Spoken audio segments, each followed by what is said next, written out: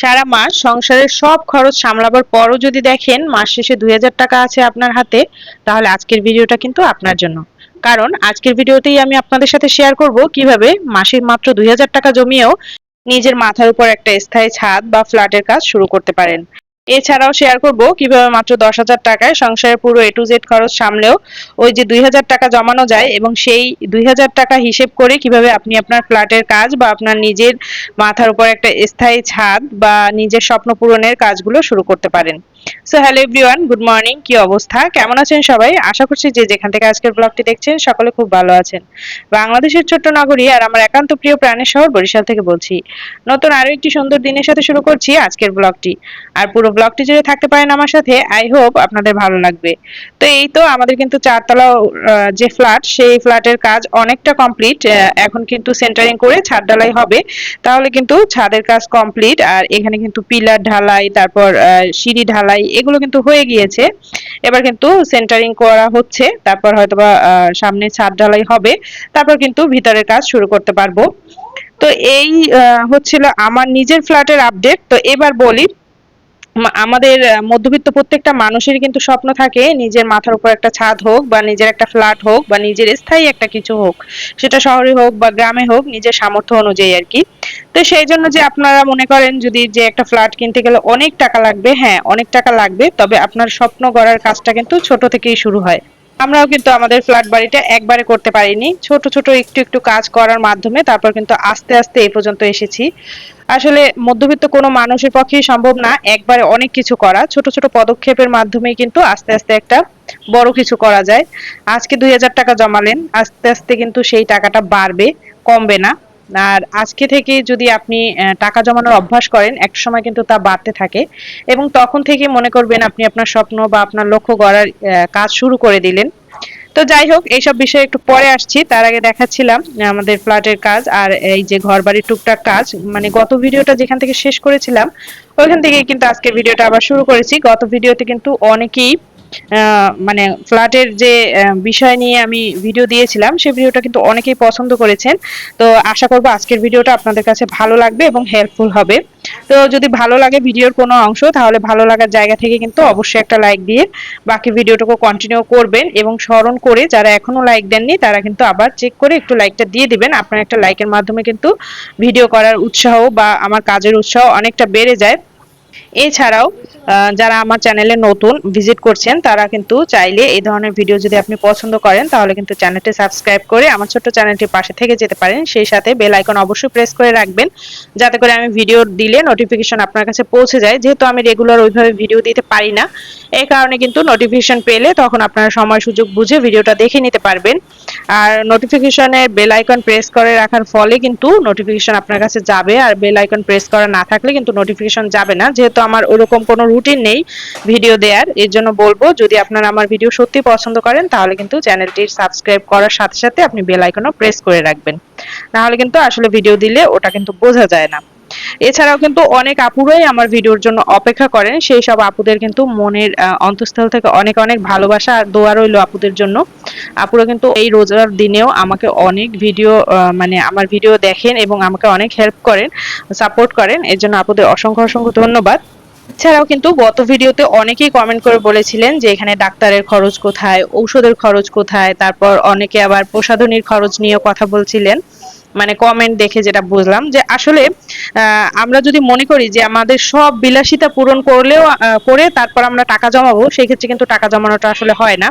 জীবনে আপনাকে কিছু পেতে গেলে কিছু আত্মত্যাগ অবশ্যই করতে হবে। আপনি যদি মনে করেন আমি বিলাসিতা করব, তাহলে কিন্তু টাকা জমাতে পারবেন না। টাকা জমাতে গেলে একটু কষ্ট তো করতেই হবে। এখন আপনি যদি মনে করেন আমি প্রসাধনী কিনবো, আমি প্রতি মাসে ঘুরতে যাব, কাপড় চোপড় কিনবো, তারপর ডাক্তার খরচটা ভিন্ন কথা। ডাক্তার খরচ কিন্তু প্রতি মাসে লাগেও না, আবার অসুস্থ হলে কিন্তু ডাক্তার না দেখিয়েও পারা যায় না, সেই ক্ষেত্রে কিন্তু অবশ্যই সেটা প্রয়োজন। তবে প্রসাধনী সামগ্রী বা অন্যান্য যে বিলাসিতা, সেটা যদি আমরা একটু ত্যাগ করি, তাহলে কিন্তু আমাদের টাকা জমানোর যে অ্যামাউন্টটা, আজকে আপনি হয়তোবা ২,০০০ টাকা জমাচ্ছেন, আপনি আপনার কিছু কিছু বিলাসিতা ত্যাগ করলে দেখবেন আপনি মাসে ৫ থেকে ১০,০০০ টাকাও জমাতে পারছেন। তো কিছু আত্মত্যাগ না করলে কিন্তু কোনো কিছুই আপনার জীবনে পাওয়া সম্ভব না। কিছু পেতে গেলে কিন্তু কিছু অবশ্যই আপনাকে ত্যাগ করতে হবে। এটা কিন্তু সব ক্ষেত্রে, এটা শুধু টাকা পয়সা জমানোর ক্ষেত্রে না, সব ক্ষেত্রে। তো এর জন্য বলবো বলবো যে আপনাদের যদি লক্ষ্য থাকে, যে বড় কোনো লক্ষ্য থাকে, তাহলে বড় লক্ষ্য পূরণ করতে গেলে কিন্তু ছোট ছোট কিছুটা সুখ বিসর্জন দিতেই হয়। এই যে দেখেন আমার বাসাবাড়ির কিন্তু অবস্থা এইরকম। আসলে বাসায় থেকে তারপর যদি আপনি ফ্ল্যাটের কাজ করাতে যান, তাহলে যে কি একটা কষ্ট, সেটা আসলে আমরা যারা করি সেটাই আমরাই জানি। আসলে এই অভিজ্ঞতাটা নিজে থেকে না হলে কিন্তু এটা বোঝা যায় না। দেখেন আমার এক এক দিকে এক একটা কোনোভাবে বিছানা, আর দেখা যায় রান্নাঘর আর ডাইনিং টেবিলটা কোনো মতে গুছিয়ে আর কি দিন পার করছি। তো যাই হোক, একটা সময় হয়তোবা সব গুছিয়ে উঠতে পারবো। সবাই আমাদের জন্য দোয়া করবেন। এছাড়াও যদি কেউ মনে করেন যে আজকে ২,০০০ টাকা জমিয়ে কালকেই ফ্ল্যাট করতে পারবো না, এমন টিপস আমি কিন্তু দেওয়ার জন্য আজকের ভিডিওটি করিনি। আসলে আপনি যদি আজকে ২,০০০ টাকা জমান, আজকে না হোক একটা দিন আপনার কিন্তু বড় একটা অ্যামাউন্ট জমা হবে। দেখা যাবে আজ না হোক ২০ বছর পর কিন্তু অনেক বড় একটা অ্যামাউন্ট জমা হবে, যেটা দিয়ে কিন্তু আপনি ফ্ল্যাট বাড়ি বলেন বা যে কোনো একটা নিজের স্থায়ী কিছু বলেন, সেটা তৈরির কাজ কিন্তু শুরু করতে পারবেন। আর শুরু করতে গেলে তখন কিন্তু বাসাবাড়ির কাজ এমন যে মানে শুরু করলে ওটা কিন্তু আসলে হয়েই যায়। দেখা যায় কি, স্বপ্ন আসলে যদি আপনি পূরণ করার কাজ শুরু করেন, তখন কিন্তু আসলে সৃষ্টিকর্তা আপনাকে হেল্প করবে, এবং সেই জন্য আপনাকে কিন্তু অবশ্যই নিজের লক্ষ্য পূরণের জন্য নিজেকে আগে পদক্ষেপ নিতে হবে। তো আজকে থেকে যদি আপনি মনে করেন আপনার সংসার খরচের পর ২,০০০ টাকা জমা আছে, তাহলে ওই ২,০০০ টাকা থেকেই কিন্তু আপনি আপনার স্বপ্ন গড়ার কাজ শুরু করুন। এবং একটা লক্ষ্য স্থির করুন যে এই টাকাটা এত বছর পর জমলে তখন কিন্তু আমি ফ্ল্যাটের কাজ বা আমার নিজের স্বপ্ন পূরণের কাজ শুরু করব। তো এছাড়াও কিন্তু এই যে আমার মেয়ে এখানে চুষি পিঠা কাটছিল, আর আমিও কাটছিলাম সাথে। ওর চুষি কাটা কিন্তু আমার থেকেও সুন্দর হয়। তো তো ওইটা কিন্তু অনেক আগেই, মানে শীতের সময় আর কি বানিয়েছিলাম। ওটা কিন্তু আর ভিডিওটা শেয়ার করা হয়নি। তো ভাবলাম আজকে শেয়ার করি, যেহেতু ওইভাবে ভিডিও শুট করা হচ্ছে না। বাসাবাড়ির কাজ, তারপর সংসারের কাজ, বাচ্চা কাচ্চা সামলানো, সবকিছু সামলে আসলে শুট করা ওরকম হয়ে ওঠে না। তবে অনেক আপুরা বা অনেক কমেন্ট থেকে কিন্তু এবং আসে যে আপু ছোট করে হলেও ভিডিও দাও, ভিডিওর জন্য অপেক্ষা করি। এই কারণেই কিন্তু ভাবলাম আগের ভিডিওগুলো যেগুলো শুট করা আছে আর এখন শুট করা, ওগুলো আসলে জোড়াতালি লাগিয়ে একটা ভিডিও দিয়ে দেই। তো এই কারণে কিন্তু কোনো মতে একটা ভিডিও দেয়া আর কি। আর যারা আমরা ফ্ল্যাটের কাজ বা নিজের বাড়ির কাজ করতে যাই, তারা কিন্তু আসলে শুধুমাত্র নিজের জমানো টাকা হয়ও না। তখন দেখা যায় ছোট ছোট লোন নেওয়া লাগে ব্যাংক থেকে বা যেকোনো ভাবে। তো ব্যাংক থেকে বা অন্য যেখান থেকে আপনি লোন নেন, নিজের যদি কিছু জমানো টাকা না থাকে, সেক্ষেত্রে কিন্তু আপনার আসলে লোন নিয়ে অনেক বেশি ভুক্তভোগী হতে হবে। তাই নিজের কিছু জমানো টাকা নেই, এবং যারা ফ্ল্যাটের কাজ করতে চান তারা অবশ্যই ছোটখাটো লোন নিয়েও কিন্তু কাজ করে আগাতে পারেন, যে লোনটা আপনি পরিশোধের সামর্থ্য রাখেন। এমন লোনই নিবেন, না হলে কিন্তু খুব বেশি বিড়ম্বনায় পড়তে হবে। আসলে বাড়িঘরের কাজ এমন যে আপনার যদি দেখা যায় নিজের কিছু জমানো টাকা থাকে এবং সেই সাথে আপনি ছোট করে লোন নেয়ার যদি চিন্তাভাবনা রাখেন, তাহলে কিন্তু দেখা যায় বাড়িঘরের কাজ কমপ্লিট করা যায়। কারণ নিজের একদম জমানো টাকায়ও কিন্তু অনেক সময় হয় না। দেখা যায় টুকটাক একটু আ লেগে যেতেই পারে। সেক্ষেত্রে আপনার যদি নিজস্ব কিছু অ্যাসেট না থাকে, সেক্ষেত্রে কিন্তু আপনার লোনটাও আপনি এপ্লাই করতে পারবেন না। তাই নিজেরও কিছু অ্যাসেট বা সম্পত্তি রাখার আর্থিক একটা সুবিধা রাখার চেষ্টা করে। আর আমরাও কিন্তু আমাদের ফ্ল্যাটের কাজ এভাবে করেই আস্তে আস্তে এগিয়েছি। এই ছিল আজকের ভিডিও, আর আজকে আপনাদের জন্য টিপস। এছাড়াও এখন যারা ১০,০০০ টাকায় সংসার চালাতে চান, তাদের জন্য বাজেটটা দিয়ে দিচ্ছি। তো ১০,০০০ টাকায় সংসার চালানোর ক্ষেত্রে কিন্তু আপনার ফ্যামিলিটা খুব ছোট হতে হবে। অনেক বেশি ফ্যামিলি মেম্বার হলে কিন্তু ১০,০০০ টাকায় সংসার চালানো আজকাল খুব কঠিন ব্যাপার হয়ে যায়। আর ১০,০০০ টাকায় সংসার চালাতে গেলে সেই ক্ষেত্রে কিন্তু আপনাকে এই যে এই বাজেটটার দিকে তাকাবেন। এই বাজেটে কিন্তু আপনি অনেক কিছু যে করতে পারবেন, যেমন বাচ্চাদের পড়াশোনার খরচ বা প্রসাধনীর খরচ, ডাক্তার খরচ, এগুলো কিন্তু এই ১০,০০০ টাকার বাজেটে আসলে সম্ভব না। আর সম্ভব হলেও এই ১০,০০০ টাকার বাজেটে আপনি যদি আপনার বিলাসিতা পূরণ করতে চান, তখন কিন্তু আর এই যে জমাটা, এটা সম্ভব না।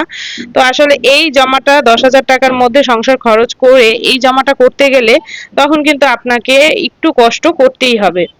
তো যাই হোক, এবার বলি ১০,০০০ টাকায় এ টু জেড আর কি খরচের লিস্ট। এখানে বাসা ভাড়া ধরেছি ৩,০০০ টাকা। আসলে খুব ছোট ফ্যামিলি হলে এক রুমের একটা বাসা নিয়েও যদি আপনি থাকতে যান, তাহলেও কিন্তু ৩,০০০ টাকা লেগে যায়। এর কিন্তু কমে সম্ভব না, আমি জানি। এই এত কমেও হয়তোবা অনেকে বলবেন সম্ভব না। তবে আমি বলবো আপনি যদি টাকা জমাতে চান, সেই ক্ষেত্রে বাসা ভাড়া দিয়ে ১০,০০০ টাকার মধ্যে চলতে গেলে আপনি আসলে এর বেশি কিন্তু বাসা ভাড়ার দিকে খরচ করতে পারবেন না। বাসা ভাড়ার জন্য এর বেশি খরচ করতে গেলে তখন কিন্তু আপনার সংসার চালাতে এবং জমা করতে হিমশিম খেতে হবে। তো ৩,০০০ টাকার মধ্যে যেভাবে হোক, হয়তোবা সাবলেট রুম হোক বা টিনের ঘর হোক, আপনি ওইভাবে কিন্তু ম্যানেজ করে নিবেন কিছুটা বছর। তারপর অবস্থার পরিবর্তন হলে তখন পরবর্তীতে হয়তোবা ভালো বাসা নেয়ার চেষ্টা করবেন। এরপর হচ্ছে বিদ্যুৎ এবং জ্বালানি। যদি ইলেকট্রিক চুলা ব্যবহার করেন তাহলে কিন্তু বিদ্যুৎ জ্বালানি ৮০০ টাকার মধ্যে হয়ে যাবে, যেহেতু ছোট ফ্যামিলি। আর বিদ্যুৎ জ্বালানি ৮০০ টাকার মধ্যে যদি আপনি আলাদা গ্যাস সিলিন্ডার ব্যবহার করতে চান তখন কিন্তু হয় না আসলে। তো এর জন্য বললাম ইলেকট্রিক চুলা ব্যবহার করলে তাহলে কিন্তু ৮০০ টাকার মধ্যে বিদ্যুৎ এবং জ্বালানি খরচটা আপনার হয়ে যায়। তারপর মাছ মাংস ধরেছি ১৫০০ টাকার। তো অল্প টাকায় মাছ মাংস বাজার কিভাবে করবেন সে ধরনের ভিডিও কিন্তু আমার চ্যানেলে আছে, চাইলে ওগুলো দেখে নিতে পারেন। শুকনো বাজার ২,০০০ টাকা। এক্ষেত্রে আপনি ২৮ বালাম চাল কিনে অল্প টাকায় কিভাবে আমি শুকনো বাজার করি সেই ধরনের ভিডিও আছে, ওগুলো থেকেও কিন্তু আপনি দেখে আইডিয়া নিতে পারেন। এরপর হচ্ছে শাকসবজি। অনেকেই বলেন এত কম টাকায় শাকসবজিতে হয় না। আসলে আপনি যদি মনে করেন যে আমি এই বাজেটে সারবো তাহলে কিন্তু এই বাজেটে ঠিকই হবে। আপনি ৪০০ টাকা কেন, আপনি যদি মনে করেন আমি ২০০ টাকার মধ্যে শাকসবজি সারবো তাও কিন্তু হয়। আপনি এখন অনেক দামি দামি শাকসবজি কিনলে হবে না, যখন যেটার দাম কম থাকে তখন সেই ধরনের শাকসবজি কিনবেন। এছাড়াও শাকসবজি কিভাবে কমের মধ্যে করবেন সেই ধরনের ভিডিও কিন্তু আমার চ্যানেলে আছে, আপনারা চ্যানেলে ঢুকে কিন্তু ওগুলো দেখে নিতে পারেন। আর ডিম কিনবেন ৩০০ টাকার। ৩০০ টাকায় কিন্তু প্রায় আপনি ৩০টা ৩৫টা ডিম এখন পেয়ে যাবেন। তো দেখা যায় মাঝে মাঝে যদি ডিম দিয়েও আপনারা বা ভাজি করে তারপর ডিমের কারি করেন তাহলেও কিন্তু দেখা যায় দিন সুন্দরভাবে কেটে যায়। তো এই হচ্ছে ৪০০ প্লাস ৩০০ ৭০০ টাকার। তাহলে দেখা যায় ৮,০০০ টাকার মধ্যে আপনার খাবার খরচ, বাসা ভাড়া, বিদ্যুৎ, জ্বালানি খরচ এগুলো কিন্তু হয়ে যায়। এরপর কিন্তু আপনি সুন্দরভাবে ৮,০০০ টাকার মধ্যে সব কমপ্লিট করে ২,০০০ টাকা একদম চোখ বন্ধ করে জমাতে পারেন। তো আসলে অনেক কিছু কিন্তু ১০,০০০ টাকার মধ্যে সম্ভব না। ১০,০০০ টাকা আপনি যদি অনেক কিছু চিন্তা করেন যে আমি ঘুরতে যাব বা আমার প্রসাধনী সামগ্রী কিনতে হবে, তাহলে কিন্তু আপনি এই যে আপনার ইনকাম বা আপনার বাজেটটার দিকে খেয়াল রাখবেন যে আমার এই টাকার মধ্যে আমি যদি জমাতে চাই এবং একটু মোটামুটিও যদি চলতে যাই তাহলেও কিন্তু আমি এই টাকার মধ্যে মোটামুটি চলে সুন্দরভাবে একটা অ্যামাউন্ট জমাতে পারি। আর যদি অনেক ধরনের চাহিদা থাকে তাহলে কিন্তু আসলে আমাদের বাজেটটা অনেক বেড়ে যায়। এবং আমি মনে করি বাচ্চাদের অনেকেই বলেন বাচ্চাদের পড়াশোনার খরচ। একটা বাচ্চা কিন্তু ক্লাস 5 পর্যন্ত তার মায়ের কাছ থেকে বা তার বাবার কাছ থেকে বেশ, যেহেতু মায়েরা বেশিরভাগ সময় সন্তানদের সাথে থাকে, তো মায়ের কাছ থেকে একটা মা কিন্তু ক্লাস 5 পর্যন্ত অনায়াসেই একটা বাচ্চাকে পড়াতে পারে। সেক্ষেত্রে স্কুল কিন্তু আপনারা প্রাইমারি স্কুলে দিলেও পারেন, কারণ দেখা যায় ক্লাস 5 পর্যন্ত একটা বাচ্চা যদি প্রাইমারি স্কুলেও পড়ে বিনা বেতনে, সেক্ষেত্রে কিন্তু দেখা যায় ওরা একটা বৃত্তি পরীক্ষা দেওয়ারও সুযোগ পায়। এবং আজকাল প্রাইমারি স্কুলের পড়াশোনা কিন্তু অনেক আপডেট হয়েছে। এর জন্য আপনারা চেষ্টা করবেন ক্লাস 5 পর্যন্ত অন্তত সন্তানকে সরকারি স্কুলে পড়ানোর। এরপর হচ্ছে আপনি ক্লাস 5 পর্যন্ত নিজেরা বাসায় বসে প্রাথমিক শিক্ষাটা দেওয়ার চেষ্টা করবেন। একজন টিচারের থেকে কিন্তু একজন মায়ের শিক্ষা অনেক বেশি ইম্পর্ট্যান্ট একটা ক্লাস 5 পর্যন্ত একটা বাচ্চার জন্য। তারপর ক্লাস 6 এ উঠলে অন্য ধরনের চিন্তা করবেন এবং বাচ্চাদের খরচের জন্য তখন কিন্তু আপনাকে আলাদা বাজেট রাখতে হবে। এই ১০,০০০ টাকার মধ্যে যে আপনি খাবার খরচ এত সব সাংসারিক খরচ করে বাচ্চাদের খরচ করবেন সে অপশনটা কিন্তু আসলে থাকে না। কারণ বর্তমান প্রেক্ষাপটে ১০,০০০ টাকা বাজেটটা কিন্তু খুবই কম একটা সংসারের জন্য। তো যাদের আসলে ২ জন বা ছোট বাচ্চা নিয়ে ৩ জনের সংসার, আমি বলবো তাদের জন্য এই বাজেটটা পারফেক্ট। তো এই ছিল আজকের ভিডিও আর বেশি বড় করব না। তো এই ছিল আজকের ভিডিও। দেখা হচ্ছে নেক্সট কোনো ব্লগে নতুন আরেকটা ভিডিও সাথে নিয়ে। সে পর্যন্ত সবাই ভালো থাকুন, সুস্থ থাকুন, টাটা।